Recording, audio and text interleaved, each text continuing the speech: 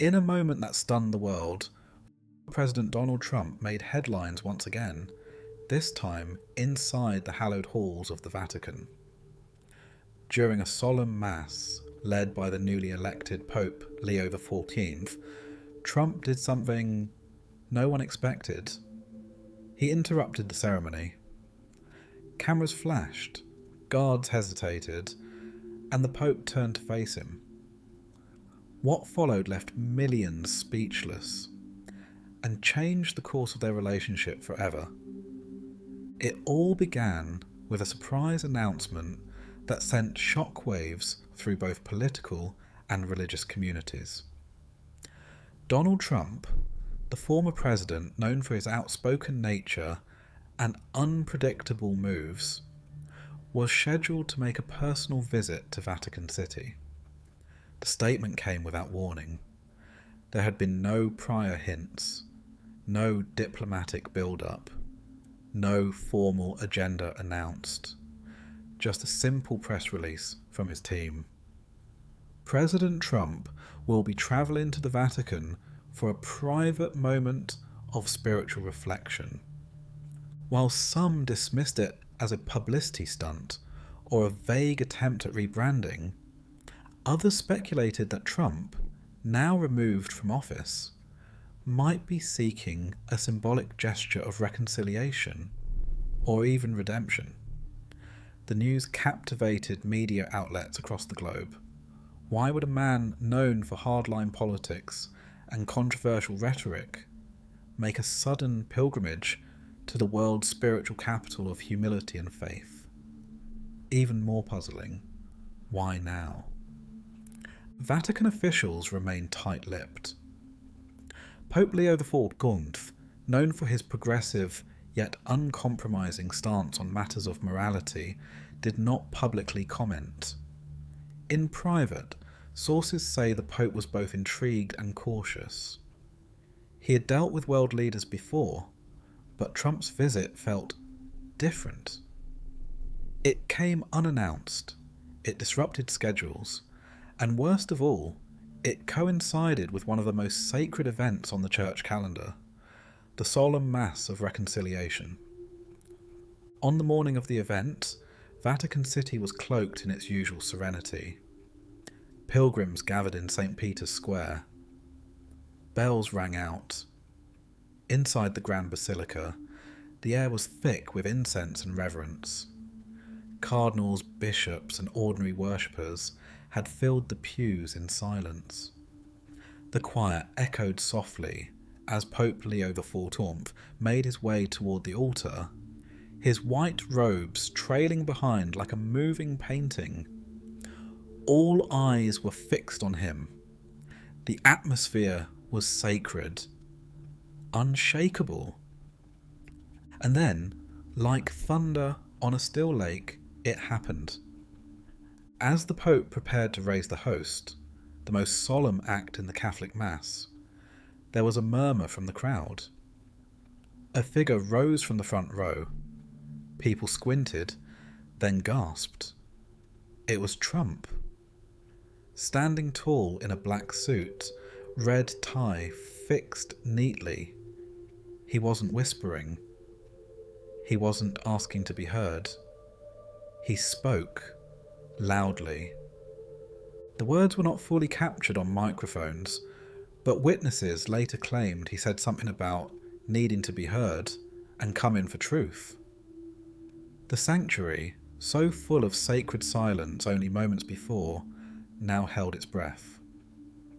Trump stood motionless, his voice echoing off marble and stained glass. Some in the crowd thought it was a security breach. Others assumed it was a publicity stunt gone too far. One elderly woman reportedly whispered, "This is blasphemy." Vatican guards, trained to respond with precision and restraint, tensed and began to approach. But just as they moved in, Pope Leo XIV raised his hand slowly, calm, firm, deliberate. A silent command. They stopped in their tracks. The Pope turned to face Trump directly. There was no anger in his expression, no fury, just a deep and contemplative stillness. For a few seconds, nothing moved. Cameras clicked. The choir had stopped mid-note. It was as though time had frozen. Pope Leo slowly descended the steps of the altar and walked directly toward the man who had just shattered the sacred quiet. No one knew what was about to happen next, but everyone, from the priest to the press, knew one thing: the world was watching. As Pope Leo XIV descended the marble steps of the altar, each movement carried an air of deliberate calm. His face was unreadable, serene but focused, as though he were peering not at a man, but into a moment that would soon become part of history. The gathered crowd, still frozen in reverent shock, watched in utter silence. For many, it was difficult to reconcile the image before them: the head of the Catholic Church calmly approaching one of the most controversial figures in modern political history, who had just interrupted a sacred mass without warning or invitation. Trump stood his ground, whether out of conviction, defiance, or a sudden loss for what to do next. He didn't move.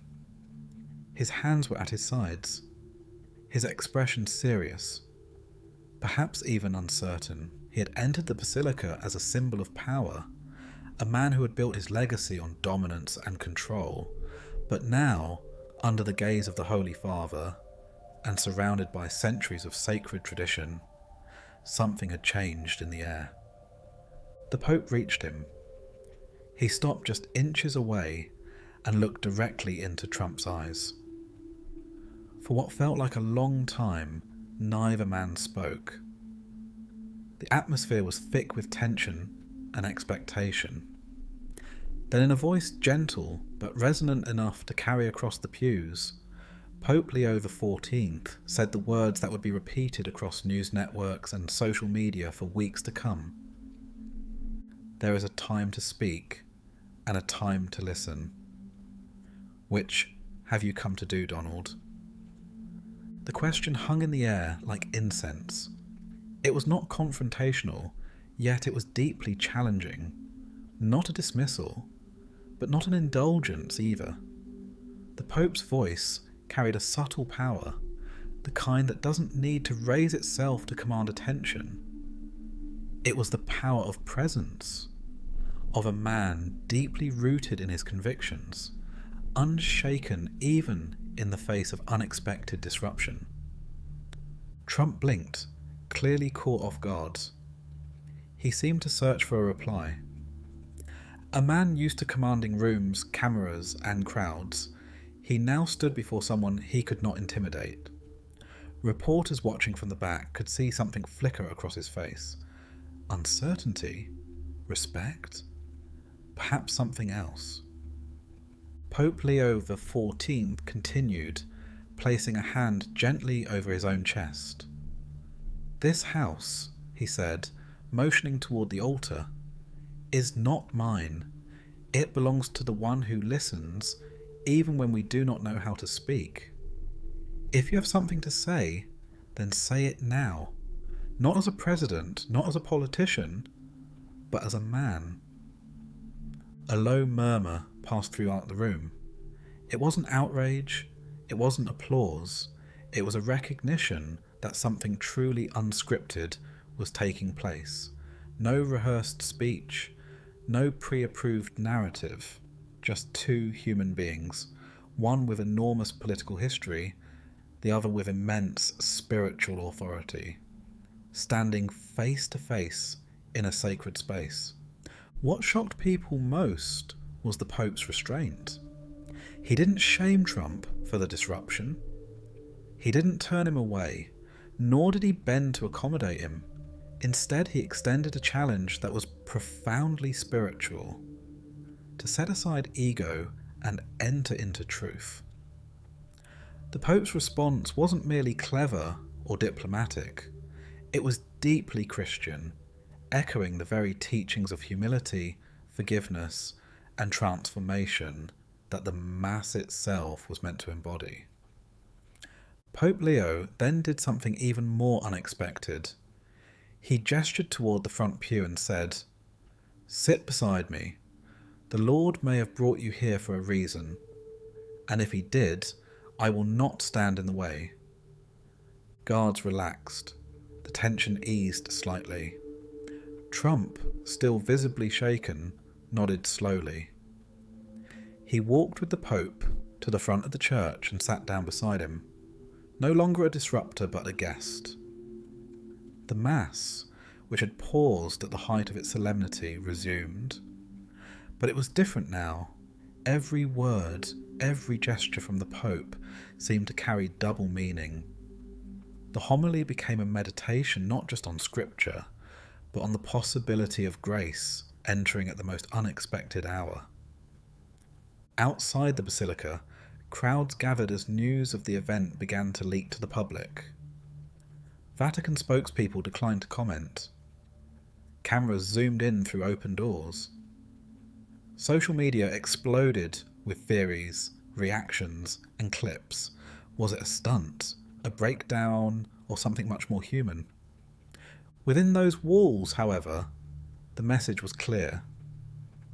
Pope Leo XIV had taken what could have been a scandalous moment of disorder and turned it into a living sermon. Not with force, not with spectacle, but with the quiet, commanding presence of a man who understood the real power of the Church lies not in control, but in compassion, guided by courage. As the Mass concluded, and the final hymn echoed softly through the cathedral, a strange stillness settled over the basilica. It wasn't the silence of confusion or awkwardness. It was the kind of stillness that follows a moment when something profound has just occurred and everyone senses it, even if they don't yet understand it.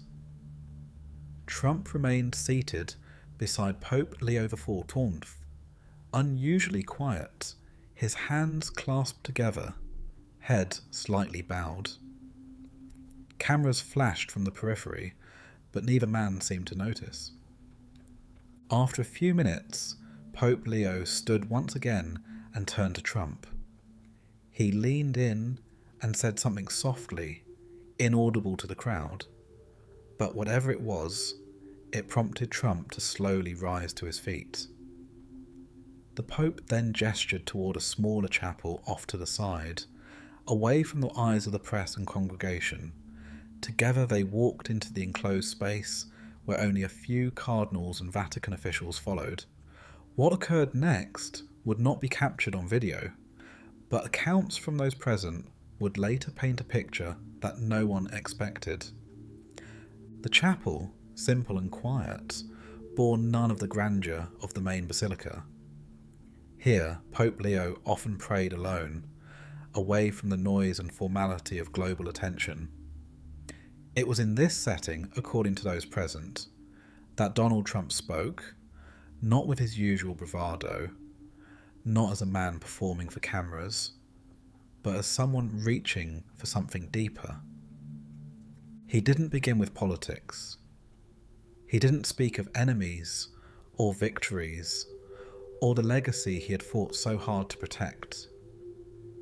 Instead, in a low voice that some described as uncharacteristically subdued, he began talking about his childhood, about his mother's deep Presbyterian faith, about the times he would watch her pray and not quite understand why. He talked about feeling distant from that world, drawn to ambition, to strength, to success, but always haunted by a strange inner void that even winning couldn't fill. He spoke, too, of regrets. Not in the polished way of politicians offering carefully worded apologies, but in a stumbling, meandering stream of thoughts. Regrets about family, about pride, about moments he wished he had handled differently, but didn't know how. At one point, his voice caught, and he paused. No one interrupted.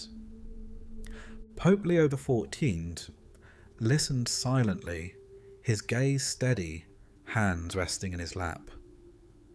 For him, this wasn't about who Trump had been in the world's eyes. It was about the soul in front of him. A man stripped, if only briefly, of titles and applause, standing at the edge of something sacred. And the Pope knew that such moments, rare and fragile, must be met with patience, not judgment. Eventually, Trump stopped speaking. He looked at the Pope and said, "I don't know what I'm supposed to be anymore." It was not a question, it was a confession. Perhaps the truest sentence he had spoken in years. Pope Leo didn't answer right away. Then he reached forward, took a small wooden crucifix from the chapel wall, and placed it in Trump's hands.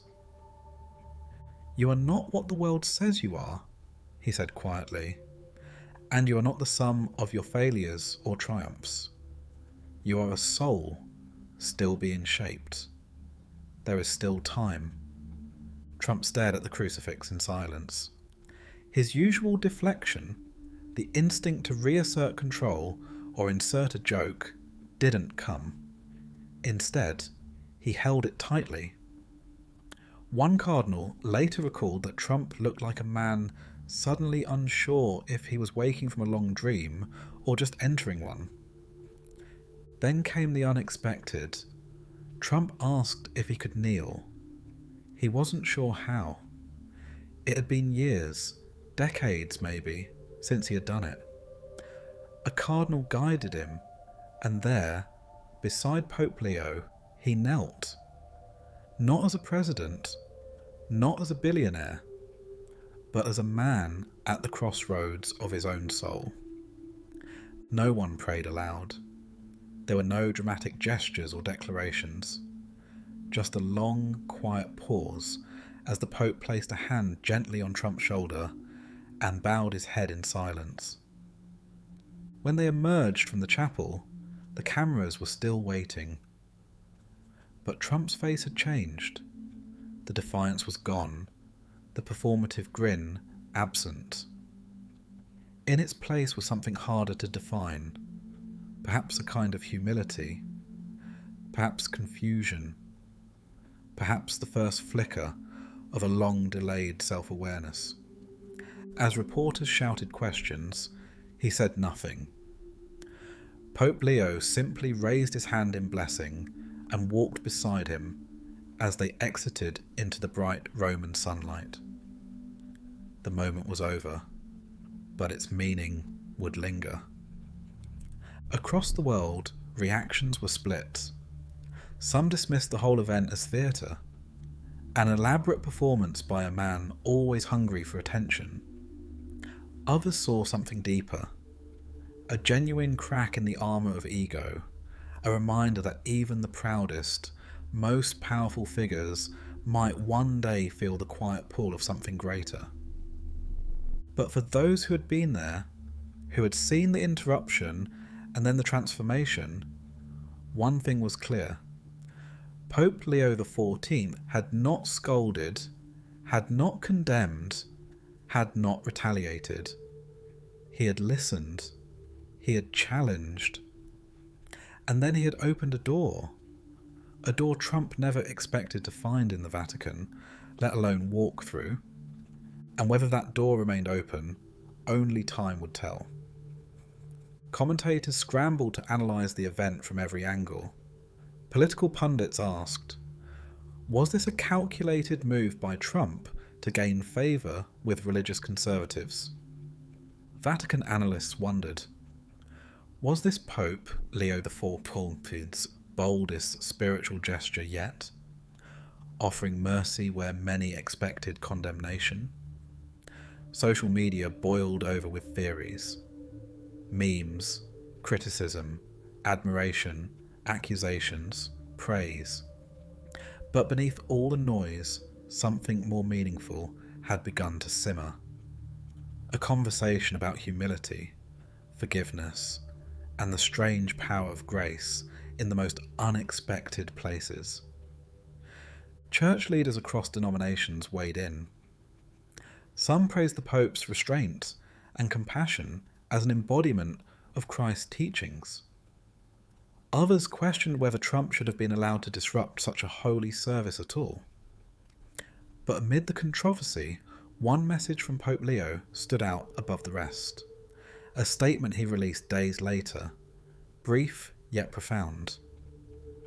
No man is beyond redemption, but redemption never comes through power. It comes through surrender. That single sentence went viral. It was quoted in headlines, reposted by celebrities, debated in Sunday sermons, and even printed on t-shirts. But more importantly, it reignited a question that modern culture often avoids. What does it mean to change? And can someone so powerful, so polarizing, truly be transformed? In the week after the Mass, Trump himself remained unusually silent. No tweets, no rallies, no television interviews. For a man so accustomed to controlling the narrative, his silence spoke volumes.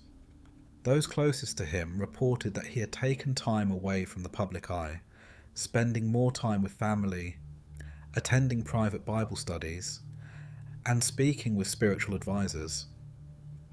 Some said it wouldn't last, that old habits would return, that ego always reasserts itself. And perhaps they were right. After all, history is full of men who brushed against truth only to retreat into the comfort of their familiar patterns. But others pointed to the possibility, however small, that something had shifted. Not a full conversion, not a radical transformation, but a fracture in the armour. And that was exactly what Pope Leo had hoped for. Within the Vatican, the moment was already being spoken of in theological circles as the interruption heard around the world. Some younger priests called it a modern parable. An unexpected guest walks into the temple, not to desecrate it, but to be seen. And instead of punishment, he receives a challenge. Instead of being turned away, he is invited into something deeper. The story felt ancient, biblical, almost scripted, except that it wasn't. What made it so powerful was that it had not been planned. The Pope had not staged it. Trump had not rehearsed it. The interruption, the pause, the personal conversation, all of it unfolded in real time, messy and unpredictable. It was a rare crack in the polished surface of public life, revealing the raw truth that human beings, no matter how powerful or broken, are always just one sincere moment away from change. And that's what resonated most with ordinary people. Around the world, churches reported an increase in visitors. People came not for tradition, but to ask questions, to pray, to reflect, to confess. They had seen someone who represented strength and defiance come face to face with humility and not walk away unscathed. They saw that even the boldest among us can be silenced, not by force, but by a truth that cannot be ignored.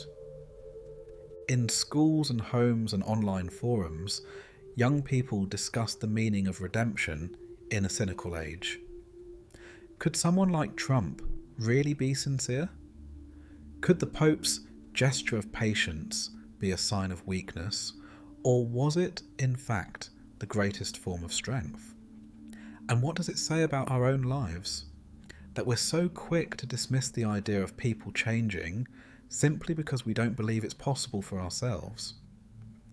Of course, not everyone believed. Many rejected the moment entirely, calling it political theatre or spiritual manipulation. But even that skepticism revealed something important. We have become so used to artifice, so numb to performance, that we struggle to recognise authenticity when it quietly appears.